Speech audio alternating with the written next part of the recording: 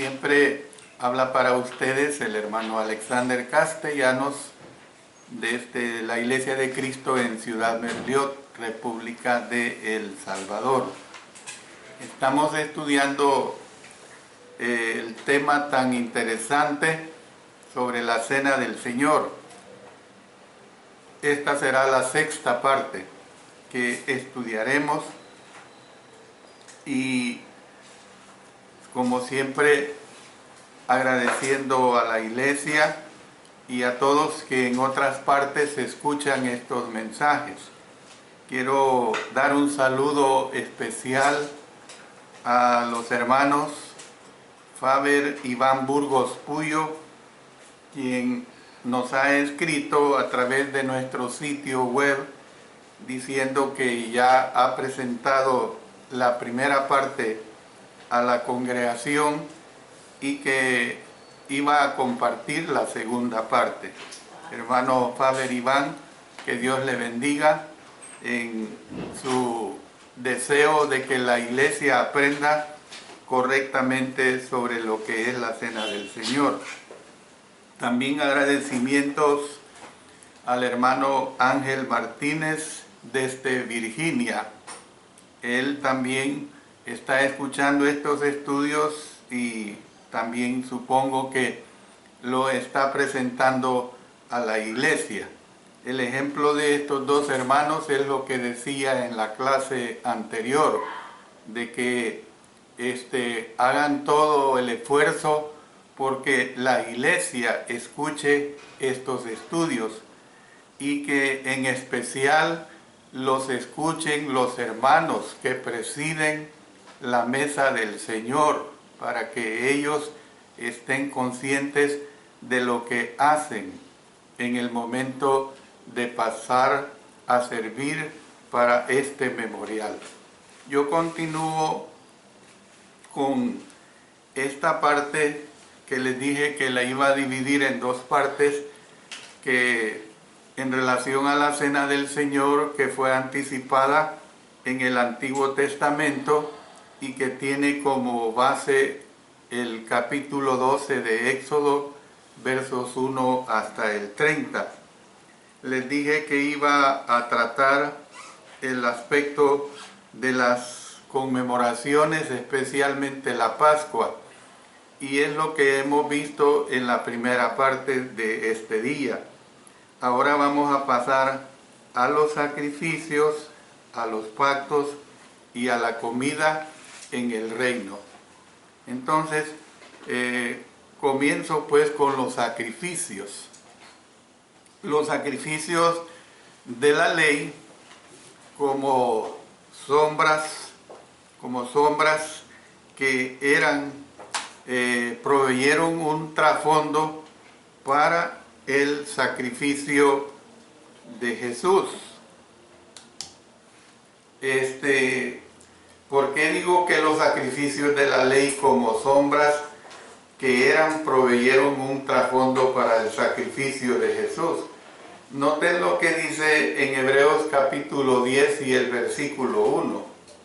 Dice, porque la ley, teniendo la sombra de los bienes venideros, no la imagen misma de las cosas, nunca puede, por los mismos sacrificios que se ofrecen continuamente cada año, hacer perfectos a los que se acercan. Bajo la antigua ley, el sumo sacerdote tenía que hacer un sacrificio especial para la limpieza de todo el pueblo. En Cristo Jesús ya no hay necesidad de eso, hermanos. Es decir, cuando se ofrecían sacrificios bajo la ley, los pecadores recordaban sus pecados. Pero miren lo que dice en Hebreos capítulo 10, verso 3. Dice, pero en estos sacrificios cada año se hace memoria de los pecados. O sea, evidentemente que cada año tenía que hacerse ese recordatorio. Entonces, Lo mismo puede decirse de nosotros al observar la cena del Señor. Fíjense bien, el significado de los verbos es bien específico. Cuando nosotros celebramos la cena del Señor, recordamos nuestros pecados al concentrarnos en la ofrenda de Jesús que quita los pecados. La cena del Señor no es para perdón de los pecados, como muchos enseñan. Una cosa es recordar nuestros pecados, eso es diferente. Y lo vemos, por ejemplo, vámonos a Mateo capítulo 26, versos 26 hasta el 28, que los conocemos muy bien, dice: y mientras comían, tomó Jesús el pan y bendijo y lo partió y dio a sus discípulos y dijo: tomad, comed, esto es mi cuerpo. Y tomando la copa y habiendo dado gracias, les dio diciendo: bebed de ella todos, porque esto es mi sangre del nuevo pacto que por muchos es derramada para remisión de los pecados. Entonces, nosotros tenemos que entender esta situación. Una cosa es recordar, una cosa es que se diga que la cena es para perdón de los pecados, cosa que el Señor no estaba diciendo eso.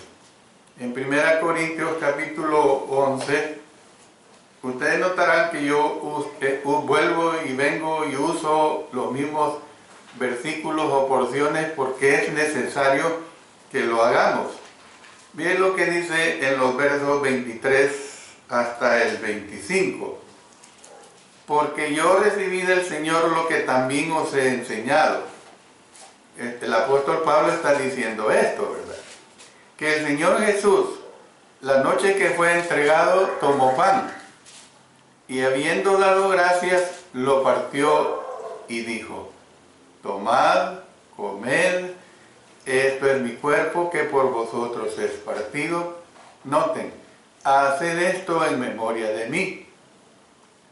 Asimismo tomó también la copa después de haber cenado, diciendo: esta copa es el nuevo pacto en mi sangre. Haced esto todas las veces que la bebiereis en memoria de mí.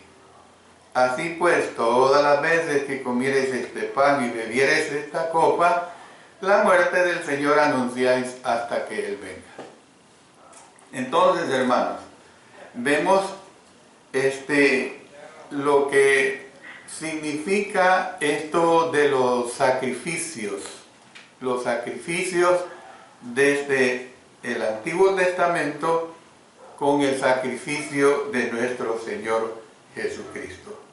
Entonces, vamos ahora a la parte que concierne a el pacto. Conmemoración, sacrificios, segundo. Tercero, vamos a la parte que corresponde a el pacto. El primer pacto, que incluía los 10 mandamientos, fue hecho por Dios con los israelitas. Óigase bien, fue hecho por Dios con los israelitas, no mucho después de que hubieron salido de Egipto. Entonces, Moisés colocó en el arca del pacto las 2 tablas de piedra en las que Dios había escrito el corazón del pacto, o sea, los 10 mandamientos. Allí se escribió el corazón del pacto, los 10 mandamientos. En vista de que el primer pacto no proveía total misericordia y perdón de los pecados de Israel, Dios lo sustituyó con un segundo pacto que sí lo hace. Vamos otra vez a Hebreos y ahora vamos a consultar el capítulo 8 y el versículo 7. Noten lo que dice aquí. Miren qué claro. Porque si aquel primero hubiera sido sin defecto, ciertamente no se hubiera procurado lugar para el segundo. Ciertamente no se hubiera procurado lugar para el segundo. Entonces, ¿qué es lo que vemos? Y miren el verso 8. Porque reprendiéndolos dice: he aquí vienen días, dice el Señor, en que estableceré con la casa de Israel y la casa de Judá un nuevo pacto. Entonces, hermanos, esto lo sigue corroborando el escritor a los Hebreos, y vamos más abajo, leamos los versos 12 y 13. Porque seré propicio a sus injusticias, y nunca más me acordaré de sus pecados y de sus iniquidades. O sea, ya lo hemos visto vastamente y lo seguiremos estudiando. Bajo el antiguo pacto, bajo la ley, al menos una vez por año el sumo sacerdote que tenía que hacer un sacrificio especial para limpieza de todo el pueblo. Pero aquí está diciendo: porque seré propicio a sus injusticias, y nunca más me acordaré de sus pecados y de sus iniquidades. Al decir nuevo pacto, ha dado por viejo al primero, y lo que da por viejo y se envejece, está próximo a desaparecer. Jeremías, hermanos, profetizó diciendo, miren lo que dice en Jeremías, capítulo 31, y los versos 31 y 32. Está hablando también, y lo deja demasiado claro esta situación que nos presenta Jeremías en el capítulo 31, versos 31 y 32. Noten: he aquí que vienen días, dice Jehová, en los cuales haré nuevo pacto con la casa de Israel y con la casa de Judá, no como el pacto que hice con sus padres el día que tomé su mano para sacarlos de la tierra de Egipto, porque ellos, noten, ellos fueron los responsables, dice, invalidaron mi pacto, aunque fui yo un marido para ellos, dice Jehová. Imagínense que esta profecía se dijo como 7 siglos antes de la venida de nuestro Señor Jesucristo, y se cumplió. Entonces, ¿qué es lo que vemos? Que Jesús es el mediador del nuevo pacto. Otra vez vamos a Hebreos capítulo 12 y vamos ahora a consultar el verso 24. Dice: a Jesús el mediador del nuevo pacto, y a la sangre rociada que habla mejor que la de Abel. Entonces, ¿qué es lo que vemos? Noten en Hebreos capítulo 10 y el versículo 9. Y diciendo luego: he aquí que vengo, oh Dios, para hacer tu voluntad. Quítalo primero para establecer esto último. O sea, fue abolido pues el antiguo pacto a través del sacrificio de nuestro Señor Jesucristo. Entonces, ¿qué vemos, hermanos? Que ambos pactos fueron establecidos con sangre. Eso es una realidad. Si vamos al Antiguo Testamento y nos vamos al libro de Éxodo, en el capítulo 24, en los versos 5 hasta el 8, noten lo que Moisés aquí está expresando. Dice: y envió jóvenes de los hijos de Israel, los cuales ofrecieron holocaustos y becerros como sacrificios de paz a Jehová. Y Moisés tomó la mitad de la sangre y la puso en tazones y esparció la otra mitad de la sangre sobre el altar. Y tomó el libro del pacto y lo leyó a oídos del pueblo, el cual dijo: haremos todas las cosas que Jehová ha dicho y obedeceremos. Entonces Moisés tomó la sangre y roció sobre el pueblo y dijo: he aquí la sangre del pacto que Jehová ha hecho con vosotros sobre todas estas cosas. El pacto antiguo testamentario. Pero ahora vámonos a Hebreos, donde habla en el capítulo 9, en los versos 18 hasta el 20. Noten, de donde ni aún el primer pacto fue instituido sin sangre, porque habiendo anunciado Moisés todos los mandamientos de la ley a todo el pueblo, tomó la sangre de los becerros y de los machos cabríos con agua, lana escarlata e hisopo, y roció el mismo libro y también a todo el pueblo, diciendo: esta es la sangre del pacto que Dios os ha mandado. Entonces, ¿qué es lo que vemos, hermanos? Que ambos pactos fueron instituidos con sangre, pero el pacto bajo la ordenanza de Cristo Jesús es totalmente superior, hermanos. Esa sangre tiene un valor incalculable. Esa sangre hasta podríamos decir que ni se podía comparar con la sangre de los animales que se sacrificaban en el Antiguo Testamento para beneficio del pueblo judío. La sangre de los animales prefiguraba la sangre de Jesús, la cual estableció el nuevo pacto de la misericordia y el perdón. Estableció, hermanos, el nuevo pacto de la misericordia y el perdón.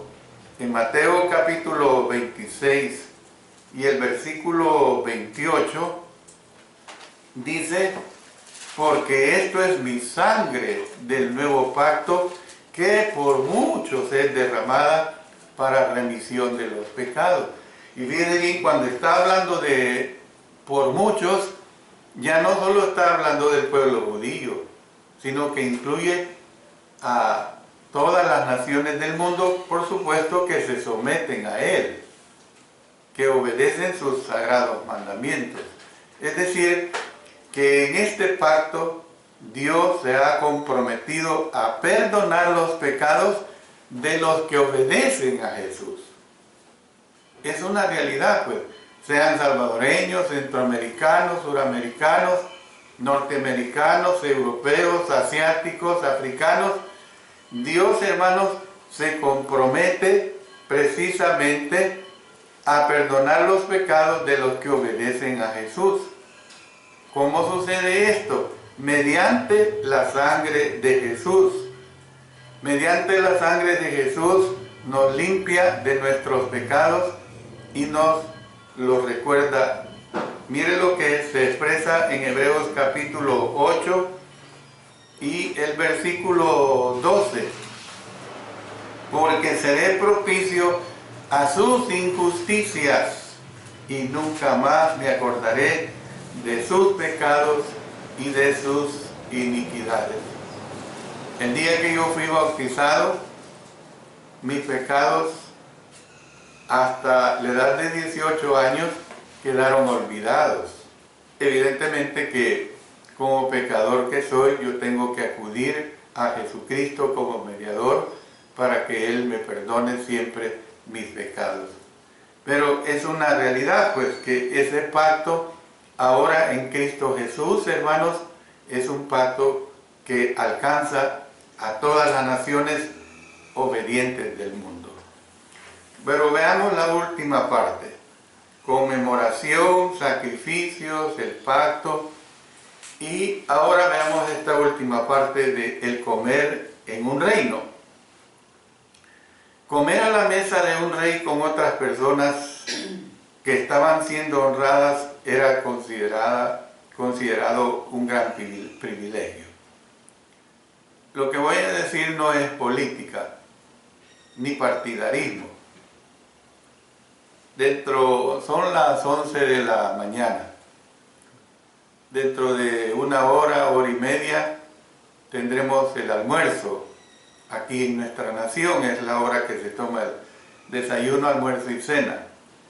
Al mediodía es nuestro almuerzo. ¿Qué sucedería si de repente aquí apareciera el presidente de nuestra nación, de El Salvador? y él viene a la hora de almorzar. Y entonces yo me tomo la libertad de invitarlo a almorzar. Es un honor almorzar con un presidente de una nación.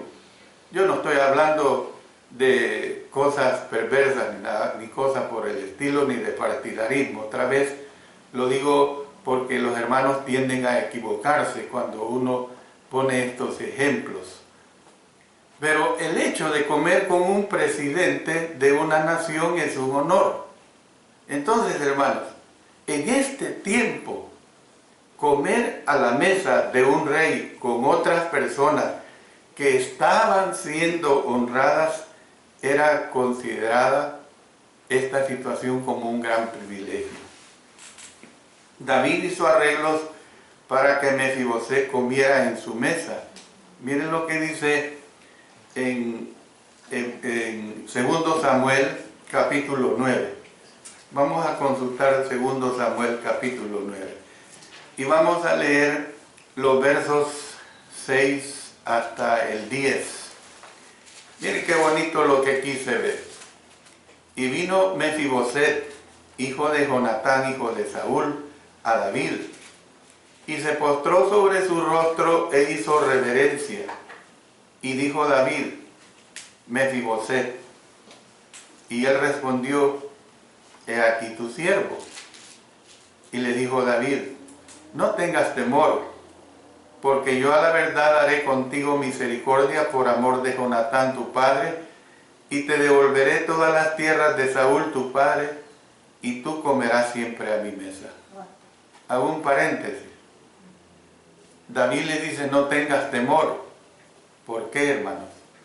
Porque Mefiboset no se esperaba que el rey David le invitara a comer en su mesa.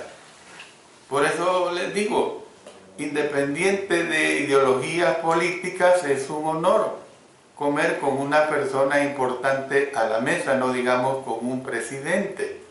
¿Ve? Y no digamos con el rey David en este tiempo.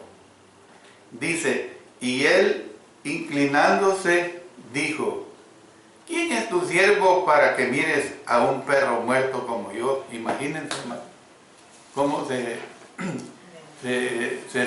sintió Mefiboset, se compara como un perro.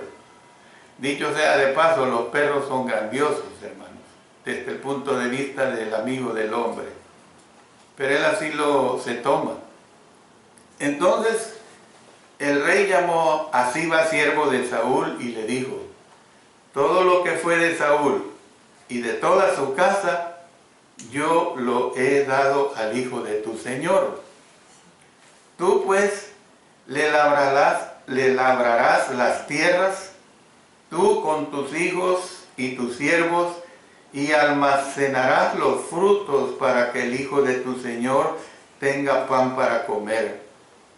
Pero Mefiboset, el hijo de tu señor, comerá siempre a mi mesa. Y tenía Siba 15 hijos y 20 siervos. Hermanos, comer a la mesa, repito, de un rey con otras personas que estaban siendo honradas, era considerado un gran privilegio. David hizo arreglos para que Mefiboset comiera en su mesa. Le pidió a Salomón que honrara a los hijos de Barzillai, permitiéndoles comer en su mesa, y así mostrar su agradecimiento por la ayuda de Barzillai cuando David huía de Absalón. Miren lo que dice el libro primero de Reyes en el capítulo 2 y el versículo 7. Mas a los hijos de Barzillai Galaadita harás misericordia, que sean de los convidados a tu mesa, porque ellos vinieron de esta manera a mí cuando iba huyendo de Absalón, tu hermano. Evil Merodach, rey de Babilonia, honró a Joaquín sacándole de la cárcel para comer en su presencia, hermanos. Vamos ahora a Segundo Reyes, en el capítulo 25, y leamos el versículo 29. Dice, y le cambió los vestidos de prisionero, y comió siempre delante de él todos los días de su vida. Imagínense, vestidos de prisioneros, hermano. Era de lo más sucio. Era algo bochornoso, pero dice, y le cambió los vestidos de prisionero y comió siempre delante de él todos los días de su vida. Vámonos a Jeremías capítulo 55. En Jeremías capítulo 52, verso 33. Le hizo mudar también los vestidos de prisioneros y comía pan en la mesa del rey siempre todos los días de su vida. Todos los días de su vida, dice, hermanos. Entonces, hermanos, ¿por qué yo estoy poniendo estos ejemplos, estas ilustraciones antiguo-testamentarias? Comer pan y beber del fruto de la vid en la cena del Señor es también un honor, hermanos. ¿Por qué? Porque estamos comiendo con el Rey. ¿Quién es ese Rey, hermanos? Nuestro Señor Jesucristo. Es una comida llevada a cabo en un reino, la cual compartimos con los conciudadanos. Y eso es lo que nosotros somos. Miren lo que dice en Filipenses capítulo 3 y el versículo 20. Dice así, mas nuestra ciudadanía está en los cielos, de donde también esperamos al Salvador, al Señor Jesucristo. Entonces, hermanos, comer pan y beber del fruto de la vid en la cena del Señor es también un honor. Es una comida llevada a cabo en un reino, la cual compartimos con los ciudadanos que se reúnen para recordar a Jesús, para recordar su sufrimiento en nuestro favor, hermanos. Su sufrimiento en nuestro favor. ¿Qué tenía necesidad de sufrir el Señor Jesucristo si Él ya era Dios y siempre ha sido Dios? Y no pecó, nunca ha pecado, nunca tuvo pecado, ni cuando anduvo como hombre aquí en la tierra. Entonces, los que participen son grandemente bendecidos porque tenemos el privilegio de tener comunión unos con otros y con el grandioso Rey Jesús en su mesa durante la cena. Noten lo que dice Mateo capítulo 26 y el versículo 29. Dice, y os digo que desde ahora no beberé más de este fruto de la vid hasta aquel día en que lo beba de nuevo con vosotros en el reino de mi Padre. Dice en 1 Corintios capítulo 10 y el versículo 21. No podéis beber la copa del Señor y la copa de los demonios. No podéis participar de la mesa del Señor y de la mesa de los demonios. Entonces, hermanos, termino esta parte diciendo, las prácticas bajo el Antiguo Testamento eran tipos de la realidad del nuevo pacto. Algunas de ellas prefiguraron la cena del Señor y pueden ayudarnos, hermanos, a entender y apreciar su significado y propósito. Por eso, hermanos, la palabra de Dios es clara. Por eso yo me he interesado en dar estos estudios. Porque, hermanos, en el nombre del Señor les pido que hagamos memoria correcta del sacrificio de nuestro Señor Jesucristo. Que por todo esfuerzo que requiere, concentrémonos, hermanos, cuando llegue el momento del memorial del sacrificio de nuestro Señor Jesucristo. Que entendamos que Él sufrió, pero que entendamos que Él venció el poder de la muerte, Él resucitó. Que entendamos que Él volvió a su condición divina en los cielos y que Él, porque resucitó, está vivo. Y porque resucitó y está vivo, Él nos dice que recordemos su segunda venida. Y cuando nosotros recordamos su segunda venida, es porque estamos conscientes de que debemos de llevar una vida de consagración, de fidelidad, de obediencia a nuestro Señor Jesucristo. Yo le digo a usted aquí, como en todo lugar, si usted no se ha sometido a Cristo Jesús, si usted quiere tener el privilegio de comer el pan sin levadura y tomar el jugo de la uva, usted tiene que someterse a obedecer a nuestro Señor Jesucristo. Tiene que ser un hijo o una hija de Dios. ¿Cómo? Dice la Escritura claramente: el que creyere y fuere bautizado, ese será salvo, mas el que no creyere, ese será condenado. Dice la Escritura: arrepentíos y bautícese cada uno de vosotros en el nombre de nuestro Señor Jesucristo para perdón de los pecados y recibiréis el don del Espíritu Santo. Y abajo en el verso 47 de Hechos 2 dice que el Señor añadía cada día a la iglesia los que habían de ser salvos. Cualquiera que quiera obedecer aquí o en cualquier lugar donde usted escuche este mensaje, sométase a la voluntad de nuestro Dios. Esa es la invitación para que usted pueda participar en la mesa de nuestro Señor Jesucristo como un rey, con ese privilegio que Dios da a las personas que nos sometemos a vivir la obediencia hacia Él. Dios bendiga su bendita palabra. Amén.